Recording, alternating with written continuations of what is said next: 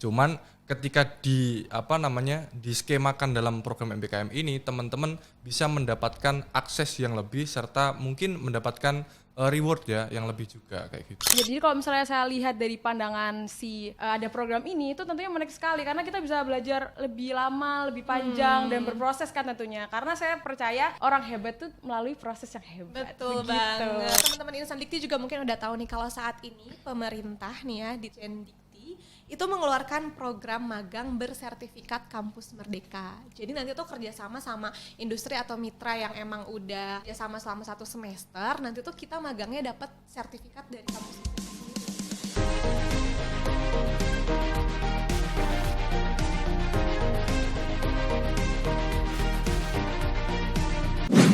Halo Insan Dikti dimanapun kalian berada, kembali lagi di podcast Dikti Menyapa.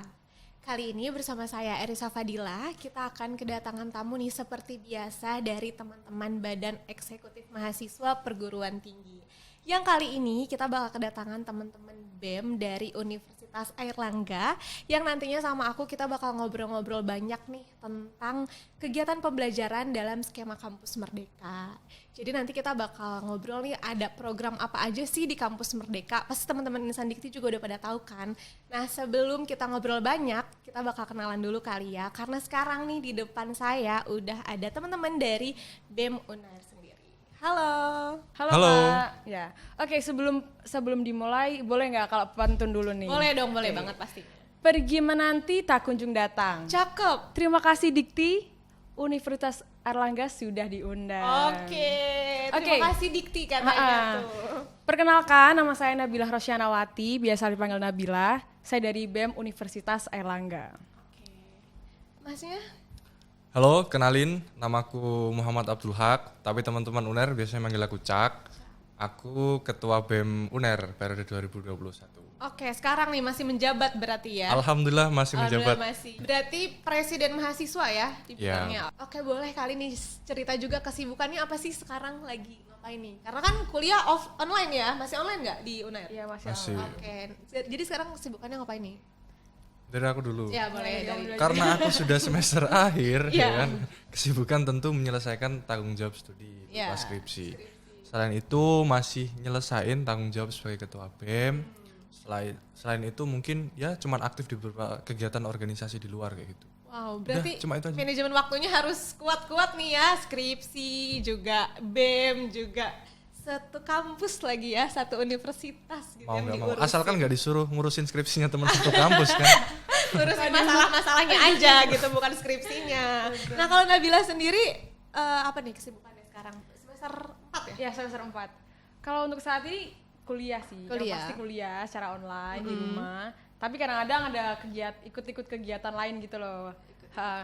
Kayak misalnya aku punya hobi, misalnya gini, ya emang sih kita harus menerapkan protokol kesehatan. Iya. Cuman kalau misalnya kita nggak bisa membuat kita menjadi nggak bisa aktif kan juga Iya. rugi di diri Kita harus sendiri, tetap ya, produktif betul. ya. Jadi makanya tuh aku tetap ikut kegiatan luar yang positif, Iya. misalnya join organisasi apa, ikut kegiatan apa. Kayak salah satunya kemarin ada nyoba lagi tertarik banget tuh di dunia perfilman. Perfilman. Gitu. Jadi oke. kok kayaknya menarik banget nih. Jadi aku coba-coba explore diri sendiri explore gitu. diri. Terus selain itu aku kadang-kadang kalau misalnya waktu luang konten. Ngonten Bunda. sekarang banget gak sih ngonten? Karena udah serba digital ya, Betul. jadi kita ya udahlah di rumah tapi tetap konten nomor 1 gak sih? Konten nomor 1 Oke, gitu. jadi Gitu aja memang sih. cari produktif lah ya di masa-masa pandemi. Jadi jangan menjadikan alasan pandemi tapi nggak bisa produktif. Bener gitu. banget, Salah harus. banget gitu. Justru orang-orang tuh sekarang banyak udah melek gitu. Kayak misalnya bisa tuh yang kemarin teman-teman katanya bisa belajar melek investasi. Ya, Melek investasi. Belajar. Lebih katanya yang dulunya malas belajar sekarang lebih suka belajar katanya. Ada teman-teman cerita gitu. Aku sekarang lebih giat belajar karena kata mamaku di rumah belajar aja deh daripada keluar. Gitu karena kan katanya. kita waktu luang di rumah juga jadinya kita mikir ngapain ya daripada rebahan doang ya, nih mahasiswa harus lebih produktif lagi tentu. Betul. Oke, ini mau ditanya semester, mau dijawab gak nih? Aduh, jangan kali. Oke, dari UNER berarti jauh-jauh nih ya dari Surabaya Betul. datang ke podcastnya Dikti Menyapa nih. Wow, luar biasa sekali. Oke, nih kita langsung aja kali ngobrol-ngobrol nih ya. Seperti di episode-episode sebelumnya, teman-teman dari BEM Universitas lain nih ya suka ngobrol gitu, berbagi, sharing pengalamannya di Dikti Menyapa ini tentang kebijakan baru nih, kegiatan belajar mengajar di program Kampus Merdeka. Nah, dari teman-teman UNER sendiri nih mungkin ada pengalaman gitu, bisa sharing teman-teman selama perkuliahan gitu, pernah ngikutin program Kampus Merdeka apa? Dan kita tahu nih ya kalau program Kampus Merdeka itu kan saat ini memberi kebebasan kepada mahasiswa untuk kita bisa belajar mengeksplor diri di luar prodi selama 3 semester. Nah, dari kalian sendiri nih, pandangan kalian terhadap program ini, apa sih pentingnya kita untuk belajar di luar program studi? Boleh dari Cak dulu mungkin ya. Oke, dari dulu. Jadi sebetulnya kalau menurutku program MBKM ini sebetulnya sudah banyak dikenali oleh teman-teman mahasiswa. Cuman dalam skema yang berbeda. Misalnya kalau kita berbicara soal pertukaran pelajar, kemudian berbicara soal KKN, kemudian soal kampus mengajar, sebenarnya teman-teman mahasiswa sejak dulu sebelum diluncurkannya MBKM itu sudah sering dan sudah banyak yang ikut itu. Cuman ketika diskemakan dalam program MBKM ini, teman-teman bisa mendapatkan akses yang lebih serta mungkin mendapatkan reward ya yang lebih juga kayak gitu. Oke, bener sih, bener banget. Karena sebetulnya memang sudah dari dulu ya beberapa program dilaksanakan nih sama teman-teman mahasiswa gitu. Tapi programnya MBKM saat ini tuh lebih luas lagi gitu. Kita punya kebebasan, punya tadi ada rewardsnya juga kan. Nah, kalau dari kalian sendiri nih teman-teman BEM UNER, Nabilah, Cak gitu, apa sih program dari 8 tadi, ada 8 kan, Kampus Merdeka ini ada 8 yang tadi udah disebutin juga kan sama Cak. Apa program yang pernah kalian ikutin di skema Kampus Merdeka ini? Dari siapa nih? Dari kamu dulu. Dari kamu boleh nggak? Nabilah lah, gantian ya. Dari aku dulu. Jadi kalau misalnya dari aku, sebenarnya kalau misalnya ngikutin yang programnya belum, cuman pernah ikut di magangnya, tapi bukan di ranah ini gitu. Kalau aku di magang. Oke. Kalau aku hampir beberapa kegiatan yang mirip dalam skema Kampus Merdeka pernah ikut sih. Misalnya kayak kampus mengajar sebenarnya pernah ikut, pengabdian sosial di beberapa sekolah, kemudian kayak semacam ikut kegiatan tanggap kebencanaan juga pernah. Proyek kemanusiaan gitu ya. Mirip kalau sekarang namanya proyek kemanusiaan. Iya. Kalau di program Kampus Iya. Merdeka ini proyek kemanusiaan. Oke, tadi nih Nabilah dulu ya. Ya. Ngomong-ngomong soal magang nih. Magang kan sebenarnya bukan hal yang asing lagi ya bagi Betul. teman mahasiswa. Pasti di setiap perkuliahan gitu semua teman-teman akan menjalani magang gitu. Bahkan mungkin pernah beberapa kali mengikuti magang gitu. Nah, dari Nabilah sendiri tahu nggak sih apa bedanya magang yang dulu nih sama magang yang di skema Kampus Merdeka saat ini? Oke, kalau misalnya di magang yang bukan di ranah Kampus Merdeka, itu kan magangnya itu berkisar kurang dari 6 bulan tuh, jadi singkat banget. Iya. Dan biasanya itu sesuai dengan jurusan, sesuai dengan bidangnya. Tapi kalau misalnya yang saya tahu di Kampus Merdeka ini, itu bisa difasilitasi atau memberikan fasilitas 1-2 semester. Dan itu bisa milih di luar program studi yang tentunya menarik banget dong buat mahasiswa-mahasiswa yang pengen coba nih di luar gitu, di luar dari ranahnya Prodi, kayak gitu. iya, betul banget, menarik banget ya program Betul. sekarang. Jadi memang program magang di skema Kampus Merdeka ini diberi kebebasan selama 1-2 semester, di mana tujuannya teman-teman mahasiswa bisa lebih lama kali ya waktu magangnya gitu. Kita ngasah hard skill, soft skill kita di dunia kerja kali ya, di industri perusahaan kayak gitu. Nah, Nabilah karena udah pernah ikut magang nih ya, boleh cerita waktu itu magangnya di mana sih? Oke. Saya kan dari Fakultas Perikanan Kelautan. Nah, berarti kalau misalnya Fakultas Perikanan Kelautan nggak kejauh-jauh dari pertambakan. Jadi waktu itu saya magang di Batu. Jadi magang di Batu di Balai Benih Ikan. Nah, di situ saya cuma 2 minggu sama teman-teman. Sama teman-teman 2 minggu. Dan di sana banyak hal sih yang dilakukan. Cuman balik lagi, kalau misalnya memang banyak yang dilakukan, tapi waktunya singkat, itu kan kurang maksimal tuh. Betul. Jadi kalau misalnya saya lihat dari pandangan ada program ini, itu tentunya menarik sekali karena kita bisa belajar lebih lama, lebih panjang dan berproses kan tentunya. Karena saya percaya orang hebat tuh melalui proses yang hebat. Betul begitu. banget, nggak singkat ya Nggak perjalanannya. singkat, Bu. Nah, tadi kan 2 minggu nih singkat banget ya, sebulan aja bahkan nggak sampai. Itu ngapain aja sih magangnya di Balai Benih tadi itu? Jadi kalau misalnya di pertambakan tuh kita datang pagi tuh, pagi, terus pagi ngasih makan ikan. Jadi 1 hari itu 3 kali kasih makan ikan, terus ada sempat milah benih gitu, milah benih, milah banyak hal sih, kayak misalnya kita ngitung kalau misalnya enaknya praktik nih kalau misalnya di kampus di perkuliahan itu kan diajarinya cara menghitung DO air, cara menghitung salinitas. Tapi kalau misalnya kita praktik ada alatnya tuh, ini alatnya ini. Pakai nih coba gitu. Terus kita bisa lihat alatnya, terus ada lagi tuh kemarin tuh kita kan baru tahu ya baru terjun di situ gitu. Oh, ternyata mahal juga tuh alatnya kayak gitu-gitu. Okay. Jadi lebih tahu ya sebenarnya di dunia perikanan itu kali ya kayak gimana gitu. Ternyata nggak semudah itu. Misalnya pilih betina sama jantan, betina sama Jangan grogi. Betina sama jantan. Betina sama jantan itu susah pilihnya. Kalau kita kan taunya ikan gitu kan, bisa dimakan. Kadang nggak bisa bedain. Nggak bisa bedain gitu, susah. Jadi banyak perlu yang Oke, tadi cerita lumayan banyak nih. Jadi kalau disimpulkan dari program magang ini sendiri, apa sih yang Nabila sendiri, dari perspektif kamu, apa sih yang kamu dapat dari program magang ini?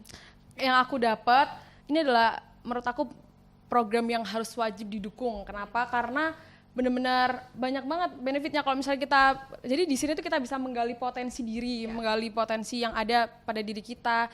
Dan cukup bagus sih fasilitasnya kalau misalnya kita tuh bisa langsung terjun, langsung praktik. Jadi bisa melatih hard skill, soft skill yang tentunya nggak bisa dapat kalau misalnya kita cuma perkuliahan dan hanya teori saja gitu. Jadi kita turun langsung ke lapangan ya, betul, menggali potensi diri juga yang nantinya supaya kita jadi lulusan mahasiswa yang siap gak sih di dunia kerja gitu. Nah sekarang di Unair sendiri gitu ya, gimana program magang ini masuk ke dalam kurikulum perkuliahan? Siapa nih yang mau jawab?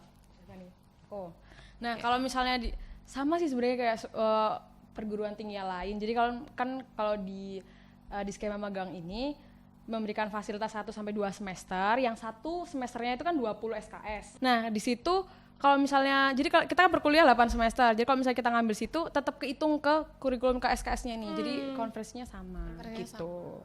Bedanya kalau di kampus Merdeka kan kita dapat konversi 20 SKS juga ya. Kalau misalnya 1 atau 2 semester, jadi kan lebih lama. Terus SKS-nya juga nggak kebuang ya, tetap jalan aja gitu. Nah, teman-teman Insan Dikti juga mungkin udah tahu nih kalau saat ini pemerintah nih ya di Dikti itu mengeluarkan program magang bersertifikat kampus Merdeka. Jadi nanti tuh kerjasama sama industri atau mitra yang emang udah kerjasama selama 1 semester, nanti tuh kita magangnya dapat sertifikat dari kampus Merdeka sendiri. Nah, pandangan kalian terhadap program ini gimana tuh? Kalau soal pandangan tentu bagus. Kenapa? Karena kalau ngomongin soal kemerdekaan mahasiswa buat bisa leluasa, bisa berekspresi dan mengeksplorasi potensi dan minatnya di ruang-ruang selain perkuliahan, tentu dukungan atau support dari berbagai macam stakeholder itu perlu. Makanya inisiatif dari Dikti dalam hal ini Kemendikbud untuk memberikan kesempatan buat teman-teman berupa menjembatani ya akses teman-teman yang ingin magang di industri-industri yang besar, tentu itu menjadi satu hal yang sangat positif. Apalagi perusahaan-perusahaan sekelas BUMN. Siapa coba yang nggak mau gitu. Jadi kita memang mahasiswa ini difasilitasi sekali ya sama pemerintah dengan program Kampus Merdeka ini. Nah, Cak sendiri harapannya apa sih untuk program tadi nih, magang bersertifikat Kampus Merdeka? Karena kita teman-teman mahasiswa, khususnya teman-teman UNER, orientasi untuk bekerja itu masih sangat besar ya kalau saya lihat sampai sekarang. Makanya dengan adanya program magang bersertifikat ini, teman-teman bisa mengeksplorasi banyak sekali perusahaan yang itu bukan perusahaan remeh-temeh gitu loh. Ini perusahaan yang benar-benar bergengsi khususnya di tingkat nasional. Makanya ketika teman-teman ikut magang bersertifikat ini, tentu teman-teman akan mendapatkan banyak sekali pengalaman, banyak sekali hal yang bisa digunakan untuk nanti proses karir setelah proses magang ini nanti kayak gitu. Benar banget. Jadi yuk ajakin yuk adik-adiknya gitu ya di UNER sendiri nih yang khususnya mau menginjak semester 5 ya, bentar lagi mau program magang, untuk memanfaatkan kesempatan ini yang sudah difasilitasi oleh pemerintah tentunya. Nah tadi kan udah ngobrol-ngobrol nih sama Nabila perihal program magang.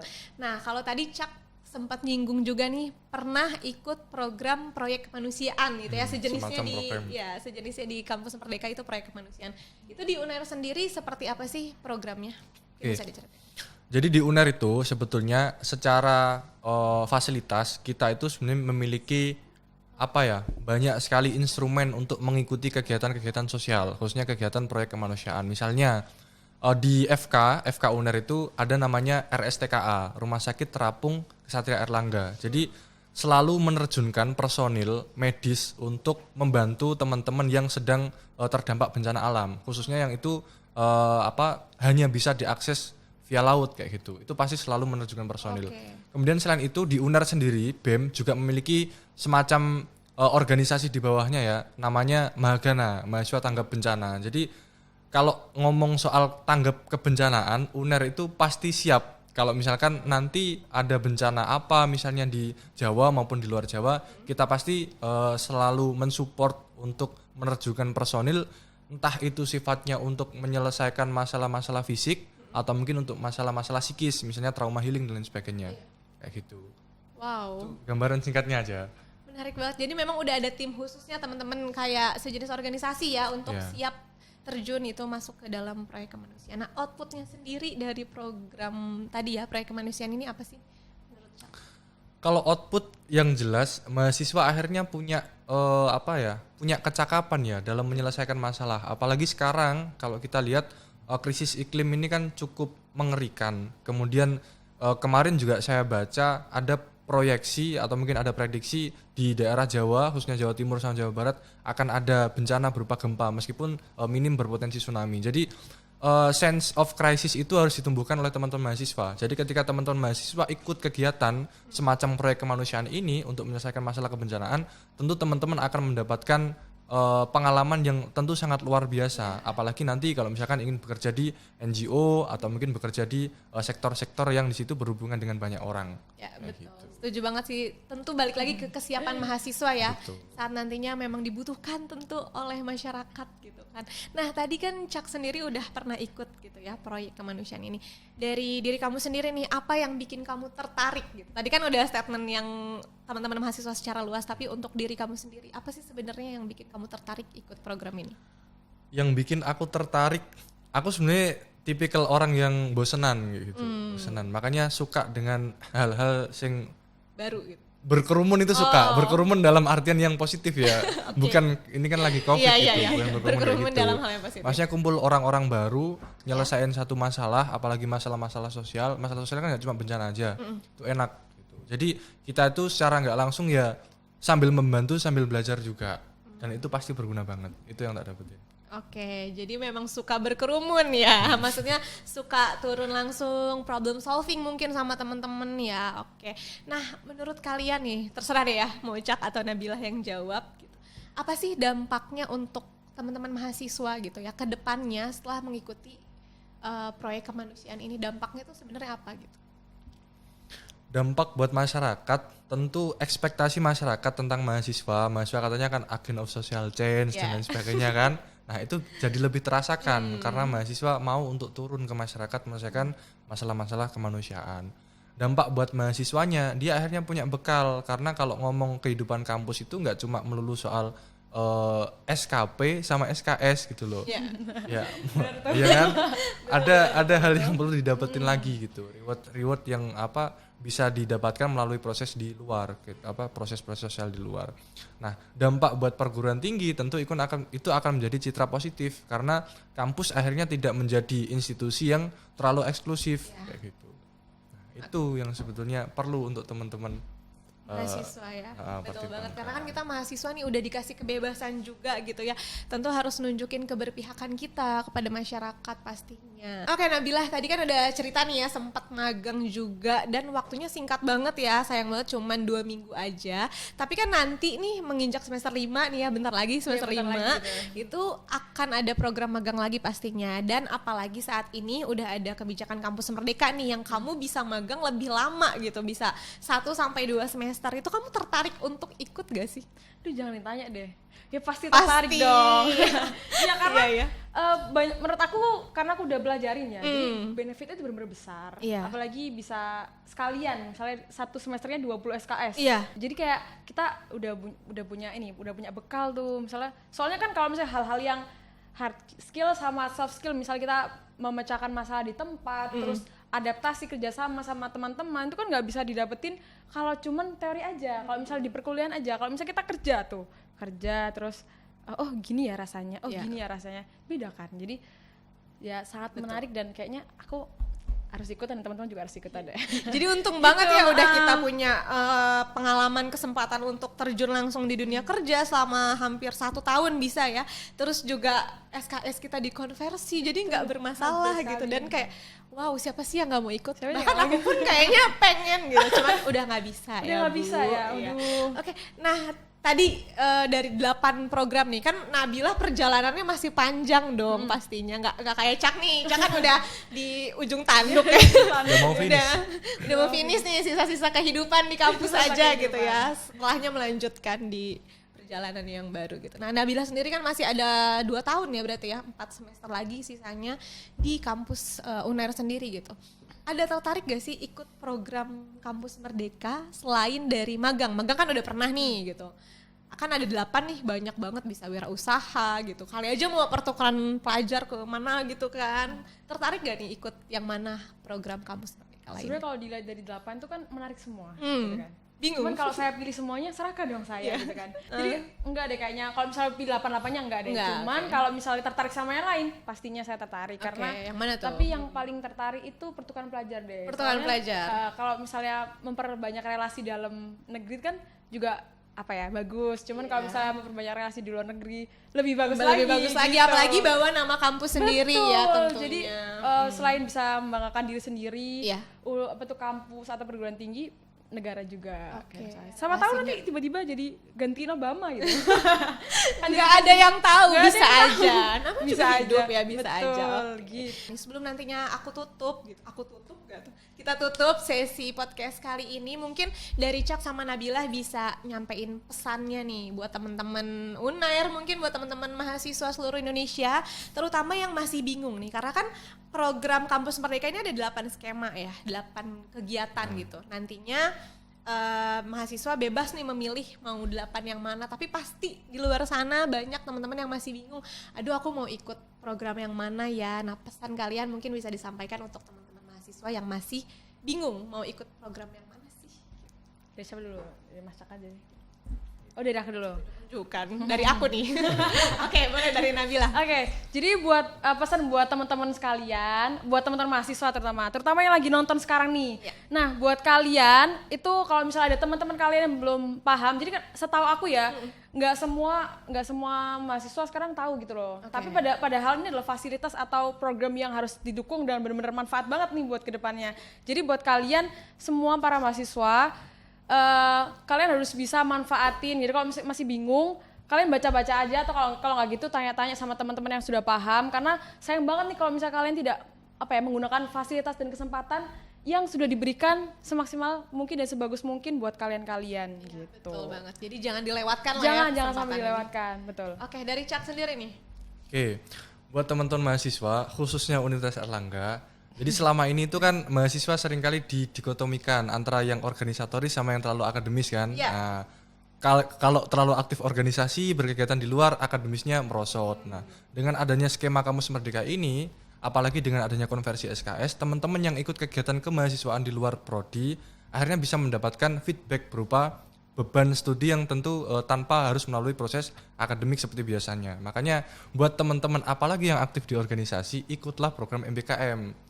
Apalagi teman-teman yang memang sudah punya orientasi ya, pasca kampus ini mau ngapain, mau bekerja ya bisa ikut magang, mau berkegiatan sosial ya bisa ikut kegiatan mengabdi di desa dan lain sebagainya kayak gitu. Jadi nggak perlu khawatir kegiatan ini tidak bermanfaat karena memang secara testimonial teman-teman sudah banyak banget yang merasakan manfaatnya, terutama teman-teman mahasiswa kayak gitu. Jadi jangan terlalu berspekulasi macam-macam, ikutlah program MBKM ini. Oke, betul banget. Terima kasih banyak ini untuk Nabila dan Cak ya, terkhusus yang sudah meluangkan waktunya nih berbagi pengalamannya, sharing sama teman-teman juga nih Insan Dikti tentang pengalaman kalian di program Kampus Merdeka. So, buat teman-teman nih Insan Dikti yang ada di rumah, terutama yang masih bingung untuk ikut programnya, bener nih tadi kata Nabila sama Cak, jangan melewatkan kesempatan ini karena memang ini tentu program yang mewadahi kita semua untuk lebih mengeksplor diri kita, minat bakat kita gitu untuk nantinya menjadi lulusan atau mahasiswa yang unggul, yang berkompetensi dan juga siap untuk terjun ke kebutuhan dunia kerja. Oke Insan Dikti, jangan lupa untuk selalu dengerin dan nonton podcast Dikti Menyapa karena tentunya di episode-episode berikutnya bakal banyak banget nih pembahasan menarik seputar program Kampus Merdeka. Nggak hanya yang 8 kegiatan tadi, tapi tentunya masih banyak banget kebijakan-kebijakan lainnya yang bisa ngasih inspirasi untuk teman-teman, bisa ngasih gambaran untuk teman-teman mahasiswa, bisa lebih mengeksplor dirinya lagi tentunya di dunia perkuliahan. Oke Cak Nabilah nih, sebelum kita closing di podcast episode kali ini, aku ada tagline nih. Jadi nanti kalau misalnya aku bilang Kampus Merdeka, kalian bilang Indonesia Jaya gitu ya. Siap. Oke, siap. Kampus Merdeka, Indonesia, Indonesia Jaya. Jaya.